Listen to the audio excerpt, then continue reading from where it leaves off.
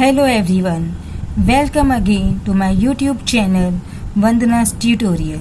और बच्चों कैसे हो, पढ़ाई कैसी चल रही है? आज हम करेंगे 8th स्टैंडर्ड का इंग्लिश का second chapter Dick Whittington and his cat. There was once a poor boy called Dick Whittington who lived in a small village in the south of England। एक पुअर बॉय था, एक गरीब boy था, उसका नाम क्या था? डिक विटिंगटन। वो कहाँ रहता था? Who lived in a small village in the south of England. वो साउथ इंग्लैंड के एक छोटे से विलेज में, यानी कि एक छोटे से गांव में रहता था। He had no proper home for both his parents had died and he was unkindly treated by many of the villagers. उसके पास में रहने के लिए कोई घर नहीं था। क्यों घर नहीं था? क्योंकि दोनों उसके जो पेरेंट्स यानी कि मदर एंड फादर, वो उन दोनों की डेथ हो चुकी थी। और जो विलेजर्स थे they used to treat him unkindly, यानी कि वो उनसे अच्छा व्यवहार नहीं करते थे। One day Dick overheard some say that the street of London were paved with gold and he decided that he would go there at once and pick his fortune up in gold pieces from the streets, for he thought people might treat him more kindly if he were rich।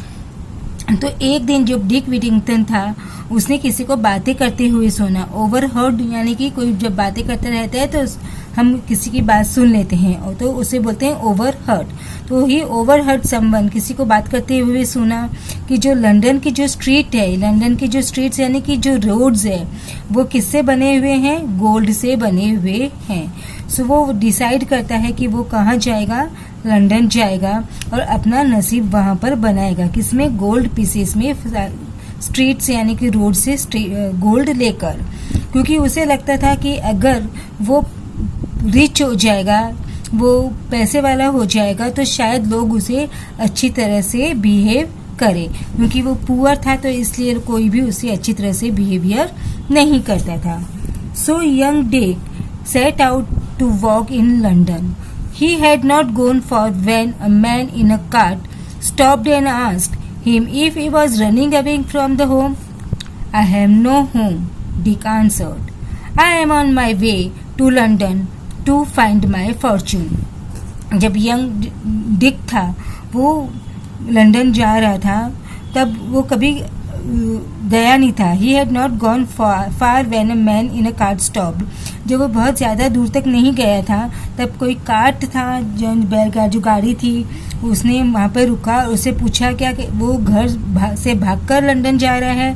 तो बोलता है कि नहीं, मैं घर से भागकर नहीं जा रहा हूँ, मेरे पास कोई घर नहीं है। I have no home, Dick ने जवाब दिया।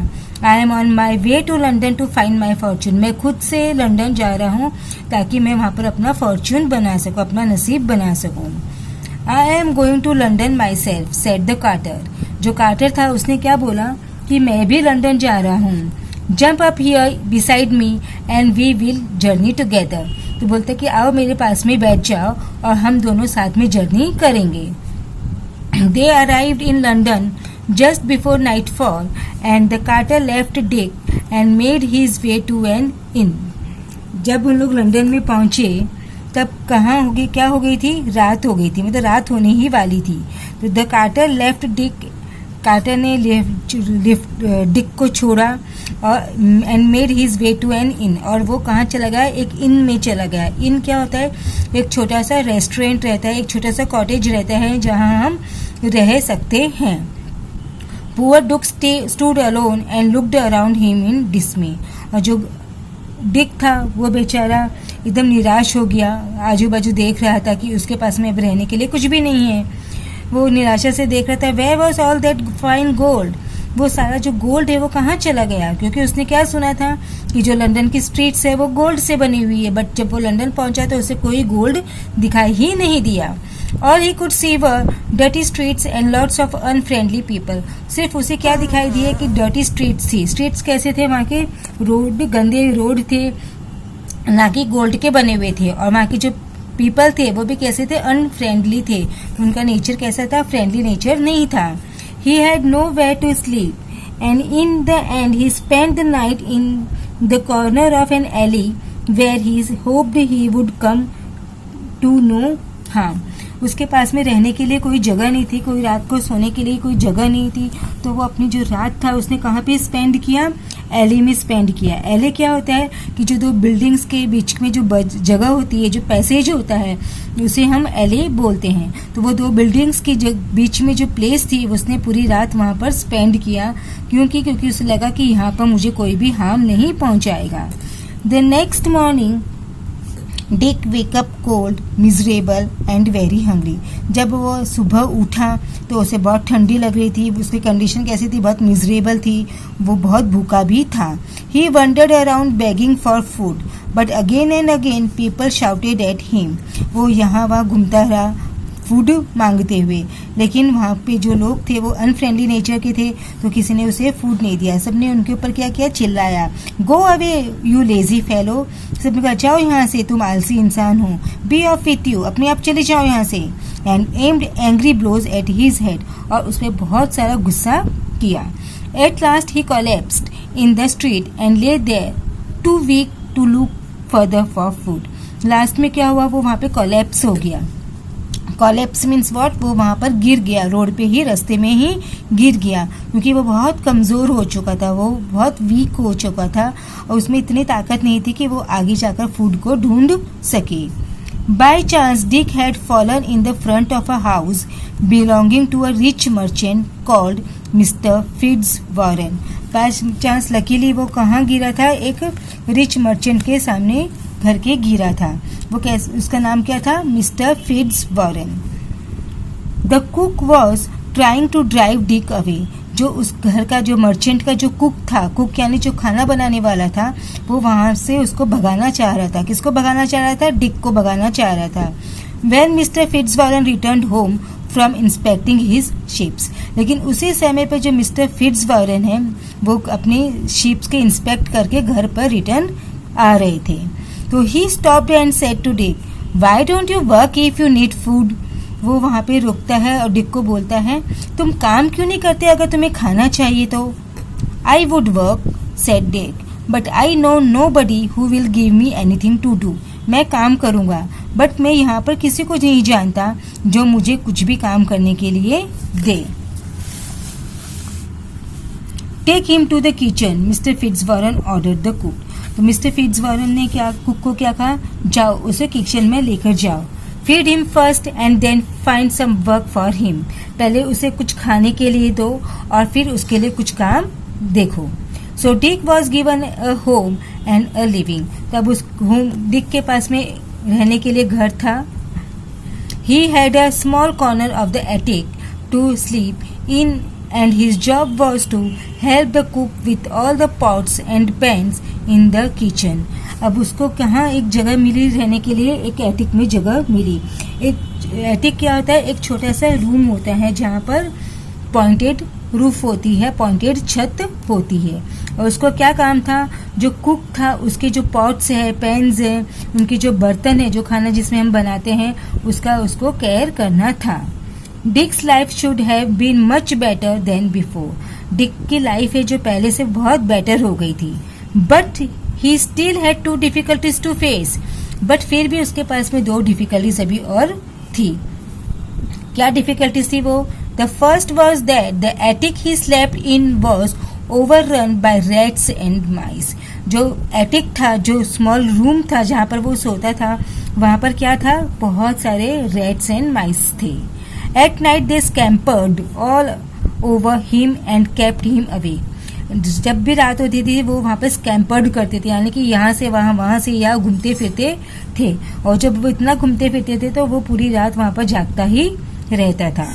After a time he solved this problem by saving the few pennies he was paid and buying himself a cat. After कुछ दिनों के बाद में उसने क्या किया? ये प्रॉब्लम सॉल्व करने के लिए उसने वहाँ पर अपने कुछ पेनीज जो उसे काम करने के बदले मिलते थे, कुछ जो उसको थोड़ा सेव किया और उसने उस पैसों से क्या खरीदा? एक कैट खरीदी. In no time at all the cat chased away all the rats and mice. और जो वो कैट थी वो कुछ ही समय में सारे रैट्स को और माइस को खा गई। And Dick was able to sleep peacefully. अब जब चूहे नहीं बचे तो डिक है वो आराम से सोने लग गया। तो उसकी जो फर्स्ट प्रॉब्लम थी वो तो सॉल्व हो चुकी थी। अब सेकेंड प्रॉब्लम क्या थी? The other difficulty which was not so easy to overcome. और जो सेकेंड प्रॉब्लम थी वो इतनी इजीली सॉल्व होने वाली नहीं थी। ओवरकम मतलब इसका कोई सॉल्यूशन इजीली अवेलेबल नहीं था। वो प्रॉब्लम क्या थी? That was the cook's bad temper. जो कुक था उसका क्या था? बैड टेम्पर था, यानी वो बहुत गुस्से वाला पर्सन थी। She shouted and screamed all day and would scold Dick and hit him with a wooden spoon even when he was working as hard as he could. जो वो कुक थी वो उस पर पूरे दिन चिल्लाती रहती थी, स्क्रीमिंग करती रहती थी, गुस्सा करती रहती थी और वो उसको क्या करती थी? वुडन स्पून से मारती भी थी। Even when he was working as hard as he could. जबकि जो डिक था वो जितनी मेहनत कर सकता था वो उतनी मेहनत करता था, फिर भी वो उसके साथ में अच्छा बिहेवियर नहीं करती थी। One night Dick decided he could stand it no more. तो एक रात डिक क्या सोचता है, क्या डिसाइड किया कि अब वो उसका जो कुक है उसका जो गुस्सा है वो और सहन नहीं कर सकता, वो और अब यहाँ उसके साथ नहीं रह सकता। Early the next morning before the cook was up he set out with his cat to seek his fortune elsewhere.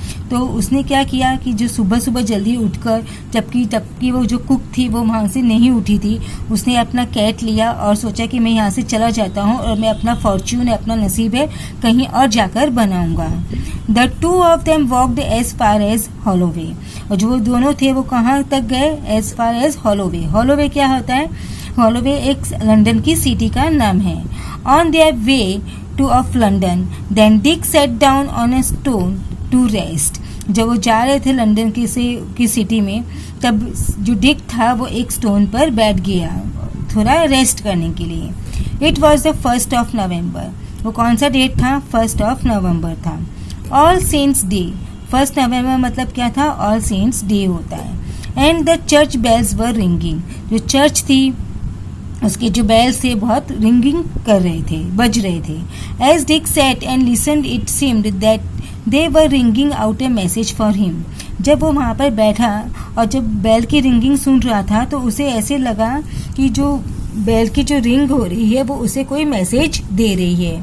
Turn again विटिंगटन दाउ वर्दी citizen Lord mayor of London. उसको क्या बोला? टर्न अगेन, तुम वापस चले जाओ विटिंगटन, दाउ वर्दी सिटीजन, तुम एक बहुत अच्छे सिटीजन बनने वाले हो। तुम क्या बनोगे?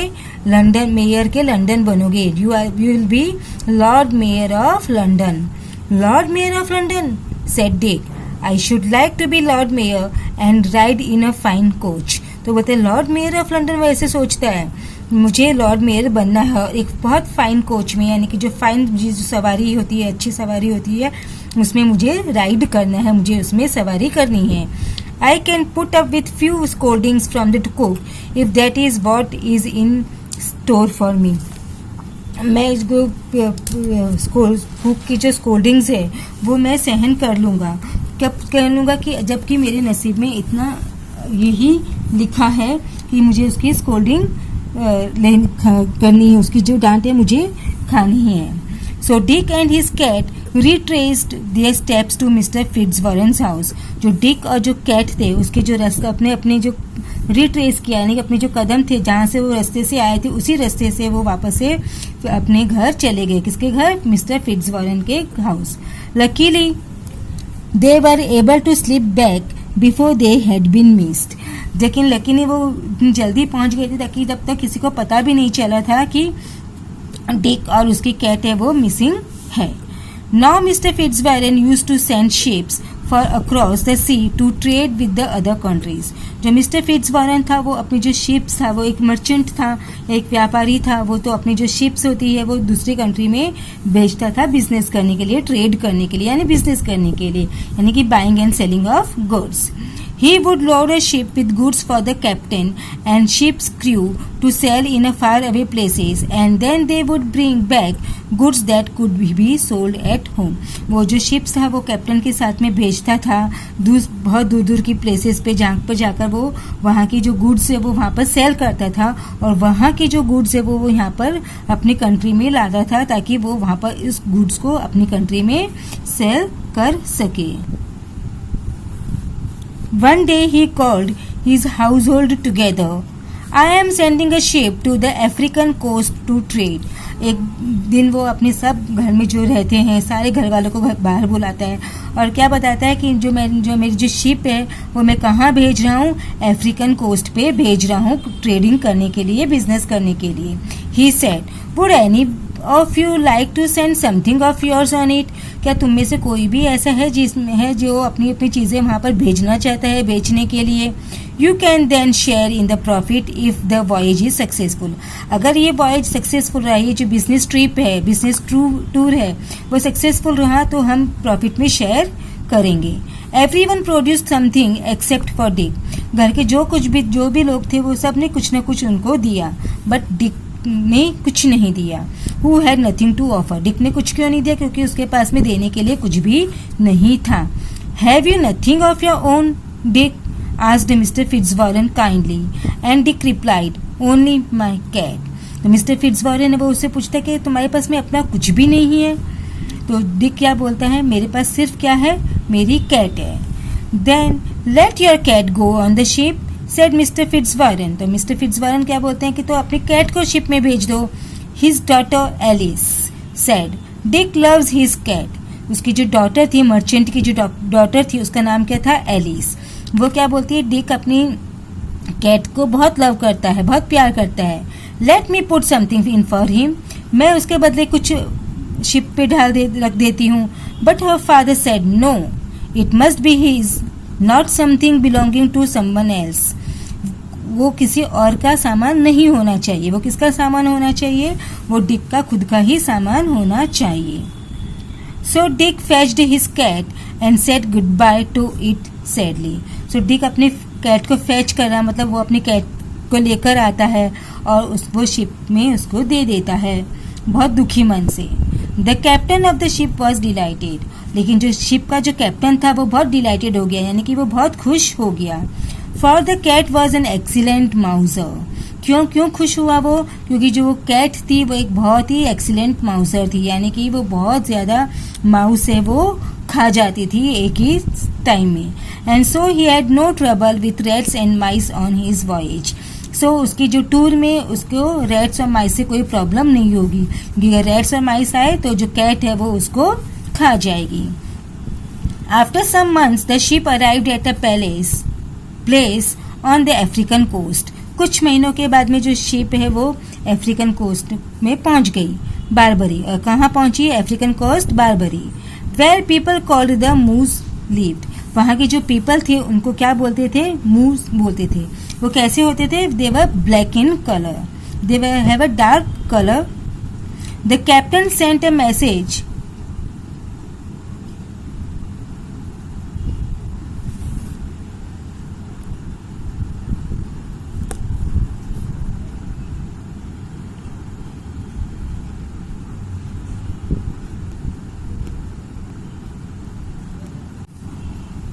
The captain sent a message to the king to say he had fine goods for sale and he was invited to the palace to show them. The captain ने कहा, किंग के पास में मैसेज भेजा कि उसके पास में बहुत सारे अच्छे गुड्स है, अच्छे सामान है सेल करने के लिए। तो जो वहाँ का किंग था उसने उसको पैलेस में अपने महल में बुलाया ताकि वो उसे अपने जो गुड्स है, अपना सामान है वो दिखा सके। While he was talking to the king and queen, some dishes of food were brought in. जब वो वहाँ के जो किंग थे, क्वीन थे, राजा रानी थे, उनसे बातें कर रहे थे तो कुछ खाने के डिशेज वहाँ पर लेकर आए। But almost immediately rats and mice ran up and before the captain's eyes ate all the food. तो तब की तब तुरंत इमीडिएटली कौन आ गए वहाँ पे? रेट्स और माइस आ गए, सब चूहे वहाँ पर भग कर आ गए और कैप्टन की आंखों के सामने सारे खाने की चीजें लाए थे वो खा गए। The captain was astonished. जो कैप्टन था वो एस्टोनिश्ड हो गया, चौंक गया, वो सरप्राइज हो गया। And asked if this was what normally happened. क्या ऐसा हमेशा ही होता है? Alas yes came the reply, तो बोलते हैं हाँ, रोज ऐसे ही होता है. The country is suffering from a plague of rats and mice and we can not get rid of them. जो कंट्री है वो किससे सफर कर रही है? रैट्स और माइस से, प्लेग से, यानी कि वो बहुत ट्रबल क्रिएट कर रही है. रैट्स और माइस की जो ट्रबल्स है, वो प्रॉब्लम्स है जो वो क्रिएट कर रही है, और हम उनसे कोई छुटकारा नहीं पा सकती. We are not able to get rid of them, हम उनसे छुटकारा नहीं पा सकते. I think I may have the answer to on my ship. तो वो क्या बोलता है कि मुझे ऐसा लगता है मेरे पास इसका आंसर मेरे शिप पे है. Said the captain and he sent a message asking for the Dick's cat to be brought to the palace. और वो अपनी शिप पे मैसेज भेजता है कि डिक्स की जो कैट थी वो वहां पर पैलेस में लेकर आओ. More food was laid out and the rats and mice appeared as before. और खाने की चीजें वहां पर लेकर आया जाता है. तो जो रैट्स और माइस है वो हमेशा की तरह वापस से वहां पर अपीयर हो जाते हैं, वापस फिर से आ जाते हैं. द कैट इमीडिएटली पाउंस्ड, और कैट ने उनके ऊपर क्या किया? पाउंस किया. पाउंस मतलब चूहों पे उसने जंप मारा. Killing at least a dozen before they scatter, और एक साथ में उसने कितने को मार दिया? डजन रैट्स एंड माइस को उसने मार दिया, तबकि वहां पर स्कैटर हो सके, वो वहां पे यहाँ वहां घूम सके. Everyone was delighted and the queen asked, "What do you call these animals?" सब वहाँ पर जाके थे वो बहुत खुश हो गए. डिलाइटेड मतलब बहुत खुश हो गए. और क्वीन ने पूछा, रानी ने पूछा, "What do you call these animals?" तुम इस एनिमल को क्या बोलते हो? Puss is the name she answers to. तो उसको क्या बोलते हैं कि किसका नाम क्या है? पुस. Said the captain, and when the queen called puss puss, the cat went over to her and purred. जब वो पुस पुस करती है तो वो जो कैट है वो उसके पास में चली जाती है. The queen was a little alarmed at first. जो क्वीन थी वो पहले थोड़ी सी अलार्म हो गई, थोड़ी सी अलर्ट हो गई. As she had seen how fiercely the cat had, क्योंकि उसने अभी देखा था कि जो कैट है उसने कितना फियर्सली, कितना वाइग्रसली बिहेव किया था, जबकि वहां पर सारे चूहे आ गए थे. The cat had attacked the rats and mice, but the captain told her not to be anxious. But captain बोलता है उसे कि तुमको इतने घबराने की बात नहीं है, कोई भी चिंता करने की बात नहीं है. पुस is very friendly with people. पुस कैसी है? पीपल लोगों के साथ में बहुत फ्रेंडली बिहेव करती है. He said, and would soon rid your kingdom of rats and mice. और थोड़े ही दिनों में तुम्हारे जो किंगडम है वो रैट्स एंड माइस से छुटकारा मिल जाएगा. I would give great wealth to own these animal, said the queen. Queen बोलती है कि ये जो एनिमल है उसको मुझे लेने के लिए मैं तुम्हें बहुत अच्छी कीमत चुका सकती हूँ. So the captain began bargaining and it was agreed. So जो कैप्टन है वो बार्गेनिंग करने लग गया, मतलब मोल भाव करने लग गया. एंड इट वॉज अग्रीड, और क्या अग्रीड हुआ? That the king would buy the whole cargo from Mr Fitzwarren's ship to pay a fine price for it. जो किंग है वो फिट्जवॉरन की शिप पे जितना भी कार्गो है, जितना भी सामान है, वो सारा सामान खरीदेगा एक बहुत अच्छी कीमत पर, उसके बहुत अच्छे पैसे देगा for it. And for the cat alone the king paid 10 times the sum again. और सिर्फ एक कैट के लिए जितना पूरा कार्गो के लिए, सामान के लिए जितना पैसा उसने दिया था, उसका 10 गुना पैसा वो किसके लिए दिएगा? सिर्फ और सिर्फ कैट के लिए. When the ship came back to the port of London, the captain showed Mr. Fitzwarren the gold and jewels he had brought from Barbary and told him the story of the cat. जब जो ship है वापस से अपने London के port पे आता है तो वो मिस्टर फिट्जवॉरन को सारी गोल्ड और सारी ज्वेलरीज दिखाता है जो वो अफ्रीकन कोस्ट से लेकर आया था, जो कि वो बारबरी से लेकर आया था. और उसको पूरी की पूरी स्टोरी जो कैट की है वो मर्चेंट को सुनाता है. From now on Dick, he said, we should all call you Mr. Whittington, for you are a rich man. तब तो जो मिस्टर फिट्जवॉरन था वो उससे क्या बोलता है कि आज के बाद हम डिक को क्या बुलाएंगे? मिस्टर विटिंगटन. क्यों? क्योंकि आज से वो बहुत पैसे वाला पर्सन बन गया है, वो एक बहुत ही रिच मैन बन गया है. Mr. Fitzwarren then paid him all the money the captain had received for the cat. फिर उसके बाद में मिस्टर फिट्जवॉरन ने जितना भी पैसा उसको कैट के लिए मिला था वो सारे के सारे मनी उसने डिक को दे दिया. From this time on, Dick worked with Mr. Fitzwarren and became a successful merchant himself. और उस टाइम के साथ में मिस्टर जो फिट्जवॉरन था वो डिक के साथ में ही काम करने लगे, यानी डिक और मिस्टर फिट्जवॉरन साथ में काम करने लग गए. और जो डिक था वो खुद भी एक बहुत ही बड़ा, बहुत ही सक्सेसफुल मर्चेंट बन गया था, बहुत ही सफल व्यापारी खुद भी बन गया था. He married mister फिट्जवॉरन्स daughter Alice, और उसने मिस्टर फिट्जवॉरन की जो बेटी थी एलिस उसके साथ में शादी कर ली. And 3 times he was elected lord mayor of London, और 3 बार वो लंदन का क्या बना, lord mayor. He was also in time knighted by the king and became the Sir Richard Whittington. और जो knighted मतलब क्या होता है कि जो लंदन की सबसे ऑनर्ड टाइटल होता है, लंदन का सबसे बड़ा एक टाइटल होता है जो कि लंदन के लोगों को दिया जाता है, दैट इज नाइटेड.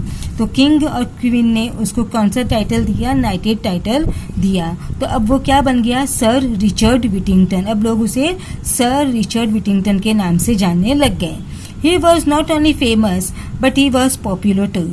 बस वो सिर्फ फेमस ही नहीं था लेकिन लोग भी उसे बहुत पसंद करते थे, बहुत पॉपुलर भी हो गया था.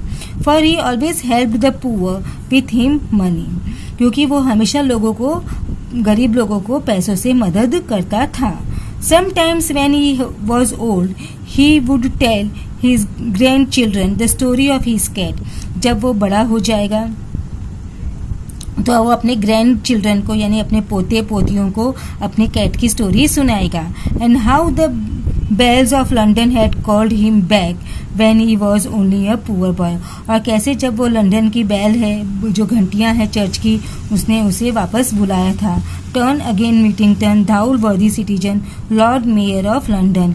वो जो बेल रिंगिंग थी उसी ने उसको ऐसा लगा कि बोल रहा है कि विटिंगटन तुम वापस चले जाओ, तुम आगे जाके क्या बनोगे, लॉर्ड मेयर बनोगे. और वो सच में लॉर्ड मेयर लंदन का बन गया. तो ये पूरा चैप्टर आज के इस वीडियो में हमने किया, और नेक्स्ट चैप्टर में हम इस वीडियो के क्वेश्चन आंसर्स करेंगे. तो keep watching Vandana's tutorial. Thank you everyone.